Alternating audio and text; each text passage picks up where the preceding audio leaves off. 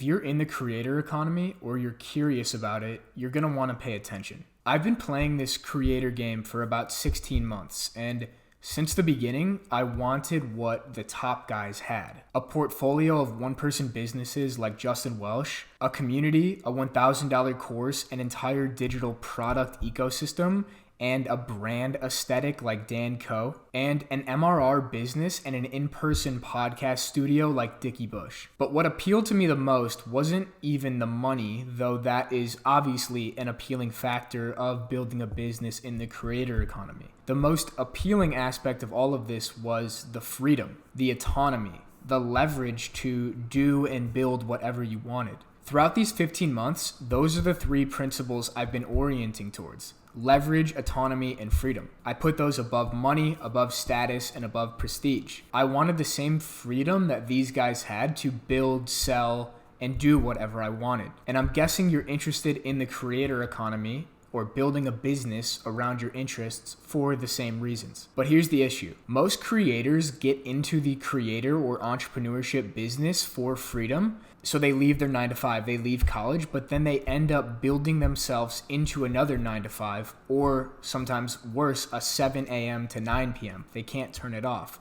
And they're working on things they hate. Their work is monotonous. They're working with people they hate. If you come full circle and ask, why did you get in the game? They have deviated from their original intentions of why they wanted to start creating online in the first place. They've gotten trapped. Most creators fall into this same trap.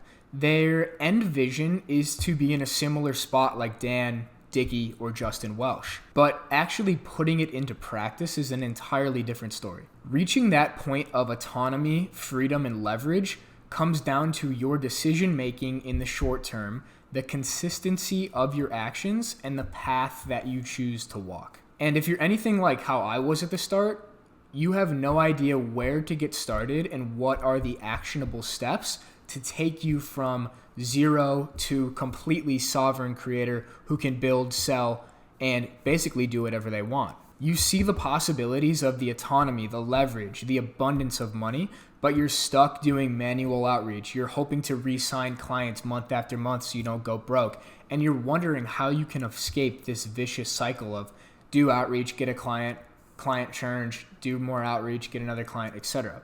But it doesn't have to be this way. There's another path. By knowing where you want to go and having a outlined blueprint of how to actually get there, which steps you should take in which order, you can make decisions that keep you on the path of becoming a fully autonomous, sovereign creator instead of getting trapped in the manual outreach game and the building yourself into another 9-to-5 game. Throughout the rest of this video, I'm going to give you a 13-stage blueprint where you can basically follow it from zero to having a brand and business that is completely yours. You can work 2 to 4 hours a day, and you have enough leverage and time to build whatever you want. But before we get into that, I wanted to announce really quickly, I'm going to be running a VIP cohort in the month of March. I'm capping the enrollment at 10 students because I want it to be a one-on-one, very intimate experience. It's going to be a 4-week-long sprint. You can find more details in the link in the description below. But if you sign up for that waitlist, you'll get 30% off the actual price that the cohort will be listed at, and you'll be the first to hear about it and secure your spot. So if you're interested in that, check out the link in the description. So here are the 13 stages of the sovereign creator. So stage 1, and this is basically starting from zero, this was me in college a year and a half ago, is choosing a skill. You can learn 90% of any digital skill on the internet with 20 hours of self-education via YouTube. Some ideas you can start with if you're starting from zero are ghostwriting, copywriting, email marketing, sales, web design, graphic design, etc. When choosing a skill, I would recommend choosing a skill that is high ticket so that you can sign 2 to 3 clients and completely replace your income. I also would recommend choosing a skill that you're naturally curious about. You can shortcut a ton of your learning curve simply through curiosity. In the beginning, I chose ghostwriting because I naturally liked writing. I liked writing about the topics of health, fitness, psychology, mindset, etc. And I knew that 2 to 3 clients at $2,000 a month would be my ticket to go all in on the creator game. And that should break some beliefs. Once you learn your skill and get practice and get reps, you only need 2 to 3 people to pay you $2,000 a month to quit your job, leave college, and go all in if you are so inclined. Stage 2 is to work for free or for very low ticket. Initially, signing a full-time client for a few $1,000s a month with no prior experience, testimonials, or you don't have the skill set built, it's extremely difficult. What I'd recommend and what I did is to start freelancing your skill for free in exchange for a testimonial or for very low ticket. For context, the first 3 months I was on Twitter and I was starting to get a grasp of the ghostwriting game, I would write Twitter threads for ghostwriting agency owners for $80 a piece. The topics ranged from AI to crypto to fitness and health to Web3 to leadership, mindset, etc. Basically, any rep I could get, I took. And the $80 or the $100 that I got for writing the thread was just a little bit of a bonus. But the main point was building the skill, building the network to the point where I'd be able to eventually have my own ghostwriting clients. Now, ghostwriting isn't the only way to do this. It's just the mechanism I chose for my ticket to go full time because I liked writing naturally. I was already writing a ton. I was writing my own newsletters, and writing was something that got me into flow state, so I gravitated it towards that. But if you're more interested in web design naturally, you're more interested in people skills and sales, feel free, choose that. Just choose one skill that aligns with your interests. This is going to be the base of your entire journey. If you chose web design, you can then DM creators or coaches who don't have websites and offer to build them a website for free in exchange for a testimonial. If you choose sales, you can find a creator who is lacking an outbound strategy and be their closer in the DMs, be their setter, get on sales calls and help the creator close more people for their high ticket offer. If you choose something like email marketing, you can message a creator and offer to build them a 5-day educational email sequence for free, again, in exchange for a testimonial and having that in your portfolio so that when you go sign clients, you already have proof that you know what you're doing. But to eventually charge money for your skill as a service, you must first prove competence. To become competent, you must build the skill. To build the skill, you must prioritize reps. To put in the reps, as many reps as possible, you must be willing to work for free or low ticket for up to a few months. To work for free, you must make the mindset shift that, especially if you're young and you're starting in the game, you're in a season of learning, not earning. The reps you get and the skill you build through sheer volume of repetition and action is going to be more valuable than even a couple $1,000s up front for a full-time client because it will come full circle. Now, once you've really put in the reps and you begin to master the skill through sheer volume and action, you can begin to start pursuing full-time clients and ideally high-ticket clients. Stage 3 is sell the skill. To sell the skill, you'll often have to work for free to earn somebody's trusts. And while you're sending these outbound DMs, most people will probably say no, but a select few will say yes, especially if you've played the networking game, which is an upcoming video coming out soon, and you have a previous connection with these people. That is a better chance that they will get to say yes to your offer of providing them a service. So what you should do is hop on as many calls as you can. Offer free work, be in the DMs, ask for referrals. You can increase your chances of getting lucky simply by taking massive action. Once you take enough action and once you sign that first client, now you have the blueprint to sign another 10. You have the offer down, you have the marketing down, you have the outreach down. Now the only thing stopping you from signing 10 more is your outside obligations. And so if you could sign a couple clients and replace your income and go all in, your acceleration in income and growth of your brand will accelerate much faster than if you stay in your 9 to 5. Now, it's not to say that you need to make the jump full time. However, if you are in a situation where you don't have much to lose, I highly recommend being bold, being courageous, going all in, because the downside is actually not as bad as you might think. For context on selling this skill, so What I did was I reached out to pretty much every fitness connection I had previously made via DMs, via hopping on calls, via doing a podcast, and I offered them ghostwriting services. And to sign these people, I offered to write them each 3 free threads to post on Twitter, and if they liked it, then we could proceed with the conversation. Now, out of those 3 threads for one particular person, they did really well. They went really viral. They already knew me because I did a podcast with them. And from there, they realized, okay, we're spending too much time on content. We need to allocate more of our energy to the back end of the business and the client success. So we're going to delegate the writing to you. And because I had that previous relationship built up, because I had the previous skill built up through sheer repetition and volume, I was able to sign 2 clients within a month for $4,000, and that was my ticket to go all in. Stage 4 is going all in. So once you replace your income or you reach a comfortable level, you can go all in. For me, that number was $4,000 a month. But for others who have family obligations, mortgages, college debt, etc., that number may be higher, but only you know your target number. But what I would recommend doing, especially if you haven't made an income yet, is setting an aspirational number where you tell yourself, okay, if I can hit this number, I can make the leap and go all in. Because if you don't set that number up front, the number is going to increase because you're going to be scared to take the leap. But if you define it at $5,000 a month and you hit that number, now all that's left from stopping you from going all in and scaling is your limiting beliefs and your fear, essentially. But why is it so necessary to go all in? Why not just do this on the side and maintain your 9-to-5 or stay in college? So I'll give a few reasons why I think going all in is one of the smartest moves you can make in the long run for accelerating the growth of your brand and business. So the first reason is lifestyle design. When you go all in, even if it's at $3,000 or $4,000 a month, you suddenly acquire something immensely more valuable than a steady paycheck or an office job. And that variable is freedom.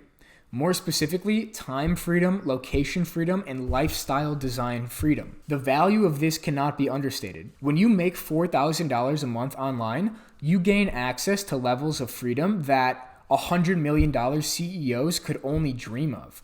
At this point, you can basically live wherever you want in the world. You can work whenever you want. You can wake up when you want. You can work out when you want. You can wear what you want, etc. The list goes on forever. And gaining control over your lifestyle is a shortcut to peak performance, because suddenly you begin to experiment and test and figure out, how do you actually function best? Are you a morning person? Do you like to wake up early and write? Or are you more of a nighttime person? That's okay too. Do you thrive in a warm climate on a beach? Or are you more of a cold, lock yourself in an apartment in the city during a winter type of person? By gaining control over your entire lifestyle, you begin to understand how you function best and which environment and which schedule is going to prime you for peak focus, peak energy, and peak performance, which is directly upstream of the growth of your brand and business. When you begin to take control of your lifestyle, you figure out when your focus and energy is highest. You align your work with your natural biology. You can tap into your natural circadian rhythms. You don't have to be somewhere at a set time. You have the autonomy to control your entire schedule. You can prioritize your physical and spiritual health, which will help you perform better in your business and in your work. No one is really telling you what to do anymore. You can design your life in a way that works best for you. The second point of why lifestyle design is so important is consolidating your vectors of attention. So what does this mean? You only have so much attention and focus. When that focus is spread, you do everything half-heartedly. So some attention may go to your job, some attention may go to your schoolwork, and whatever is left over, then that attention and energy is being able to be invested in your brand and business. If I could attribute my relative speed of growth in this creator economy and this online business world to anything, it's my decision to go all in, say, college, I'm going to put you on pause. I'm not going to get another job. I'm going to put all my energy and attention into my brand. And Because I consolidated my focus on one thing, I was able to go much further, much faster than a lot of my peers at the time who were stuck playing it safe or they didn't want to make the leap. Now, I don't say this to put other peers or creators down or portray myself as some visionary, but I say it to prove a point. To create results that are extraordinary, you must be willing to take extraordinary actions. And consolidating your vectors of attention on the most important thing is one of those decisions that will be a crux point in your growth of not only your brand and business, but your personal evolution and self-development. The third point why lifestyle design and going all in is so important is tactical stress. When you make the leap and go all in, and suddenly you're living in a new place that you're by yourself, you have to figure things out. You're in a new apartment you're not sure if you can afford. Suddenly now your survival is on the line. And so when your survival is on the line, you have two options: figure it out or die. And every human being has this intrinsic survival instinct that kicks in when their back is against the wall. When your back is against the wall and your literal survival is on the line, you tap into new levels of focus and determination that you didn't even know existed. And a reframe can often be very helpful in this decision to go all in. And the reframe is this: it's that your worst case scenario is actually not as bad as you think. I always told myself if the online business stuff failed and my income went to zero, I could always find a job as a waiter, find a job as a barista, DoorDash, figure it out to make ends meet, and continue to try to build my online business on the side while I was still figuring it out, because this takes time to figure out. But I truly believe if you adopt the mindset that I'm going to stay in for 10 years and that I only lose if I quit, you cannot fail. You can really only lose in this creator game if you decide to quit. It's all about staying alive and staying in the arena no matter what you have to do to get there. Stage 5 is building leverage or niching up. So at this point, you can build leverage with the skill that you've already monetized by starting an agency or having people work under you, or you could pivot to another business model. So let's detail both. So the first one is the agency route. I didn't go this path, but I can speak on it from what I've heard from friends and other creators who have decided to go this way. Let's take the example of a ghostwriting agency, right? The same principles would still hold for any skill. Could be a web design agency, could be an email marketing agency, etc. So once you develop the skill and the systems that you know will get a client results, you can then train other people below you to do the bulk of the work while you get your time back. That's the essence of leverage. If you're a ghostwriter, for example, and you want to start a ghostwriting agency, you can hire and train other writers below you to do the bulk of the writing while you can focus on ideas, offers, and vision. This will allow you to take on more clients, build leverage, and eventually build yourself out of the business. You can definitely earn your financial freedom this way, and it's a completely valid route to take. I just didn't personally take it because ghostwriting and agency work did not feel fulfilling to me intrinsically, and I knew my motivation would eventually give out. The second option, once you've built your skill, is pivoting or niching up. And so this is the path that I've chosen to walk. I pivoted to a coaching/consulting model because I didn't find ghostwriting particularly fulfilling. I quickly realized I wanted to actually serve people. Now, my time as a ghostwriter was not wasted by any means. The specific knowledge about social media and writing thousands of Twitter threads has translated to my ability to write my own newsletters, write my own Twitter threads, help people with their brands, help people grow their brands. It also helped me build the writing skill of being able to write 4,000 to 5,000 word newsletters that 99% of creators wouldn't attempt, and so that helps me separate myself. And I can still ghostwrite to keep a stable baseline income while I'm figuring out this transition into monetizing your mind rather than monetizing your time. So for example, right now, even though I'm building my own projects and that's my primary source of income, I'm still ghostwriting for Cortex to have that stable MRR that I can then build on top of. It's something I always recommend to people in this middle transition stage is you don't have to do one or the other. You can have service-based work that gives you a stable amount of income that then you can build on top of. But the issue is when your income goes to zero, then you're operating out of scarcity. You can't think clearly. But if you have too many clients, then you never give yourself the time, space, and energy to build anything for yourself. And so for me, having that baseline income of about $4,000 to $5,000 ghostwriting that then I can build on top of while still maintaining most autonomy over my schedule is the most optimal route I've found to make this transition. Stage 6 is to start coaching people for free. So this next step is for those who want to pivot or niche up into a broader field. So say you want to get into the coaching model. Here's what your route could look like. And if you already have previous experience with coaching or consulting, you could probably skip the first 5 steps of this YouTube video because you already have the consulting skill built. So to coach others, you need systems to solve problems. To find out what problems you should build a solution to, you can ask one of 2 people to tell you what they're currently struggling with that then you can build a system around. So the first group of people you can ask is your audience. So you can hop on free calls with your audience. You can send them DMs. You can send them a Google form, ask them what they're struggling with. This market research will allow you to build a specific solution to a specific problem.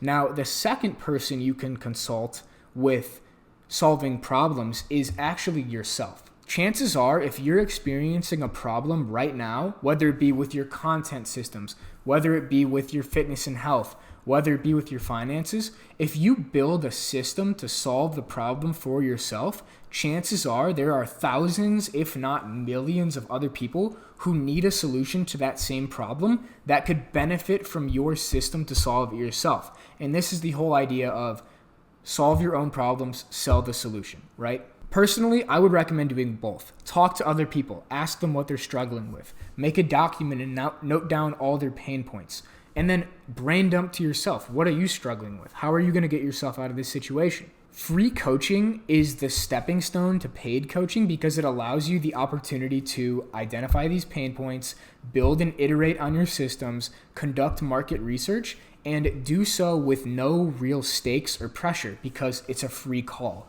All you're asking for in exchange is a testimonial. There's no real money on the line. There's no real skin in the game. And so you can see it as a testing ground for your ideas, for your systems. So stage 7 is offering mid-ticket monthly coaching. So once you help people for free, you'll start to better understand what people are struggling with and the systems you can build to solve the problem. So by now, you also should have a handful of warm leads who are interested in working with you for free that may be interested in working with you officially for money. In reality, the only thing holding you back from offering a pack of 4 calls for $500 is a lack of experience solving the problems, lack of marketing and sales skills, or just plain limiting beliefs. I'll be teaching how to create an offer and monetize within a month in my upcoming cohort, the Creator Catalyst. Stage 8 is launching a 90-day coaching program. So once you get people results in your month-long coaching program or 4 calls, you can extend the time frame to 90 days or even 180-day programs to then collect more money over a longer period of time. At this point, you're basically starting to build out a curriculum in real time that will eventually turn into a curriculum for a cohort, a community, or even a digital product. Stage 9 is to prioritize stacking testimonials. So throughout the entire process, especially as you're working for free and starting to work with people one-on-one officially, you want to start building up your testimonial wall. And so what I would recommend doing is as you ask for testimonials, save all of those screenshots to a folder in your phone or an album that just says testimonials because you'll want to refer back to this later. A solid testimonial wall with a ton of social proof will convert more visitors that go to your eventual landing page to buyers than even the most compelling and persuasive copywriting. If you can offer your services to help a bigger creator, especially if it's for free, and get a testimonial in exchange, that's even more valuable than charging them $500 because A creator's testimonial with a strong personal brand is your greatest appreciating asset. As that creator's influence, authority, and brand grow, so will the value of their testimonial. So this also speaks to the power of serving each client, even if it's for free, to the best of your ability, because those things will come full circle. If you positively impact someone's life, they'll never hesitate to give you credit publicly, which is extremely valuable. But if you negatively impact their life, they will never hesitate to tell their friends and other creators that your service did not give them the outcome and you did not serve them to the best of your abilities. So you really want to treat your clients well. Stage 10 is launching a cohort.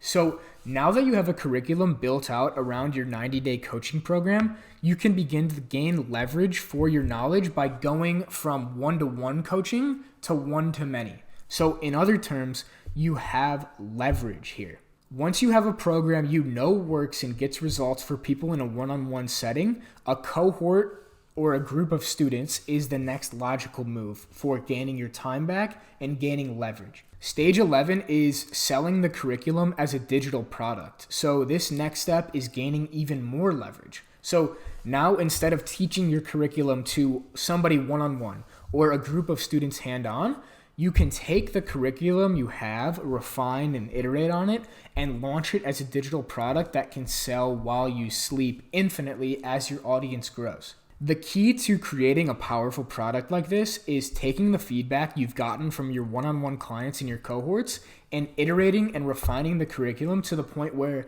you are 100% sure that if somebody goes through it, absorbs the lessons, and applies them, they're pretty much guaranteed to get results. Stage 12 is iterating, diversifying, and niching up again. So niching up, to put it into context, means broadening your reach. You niche up by skill stacking as you stay in the game.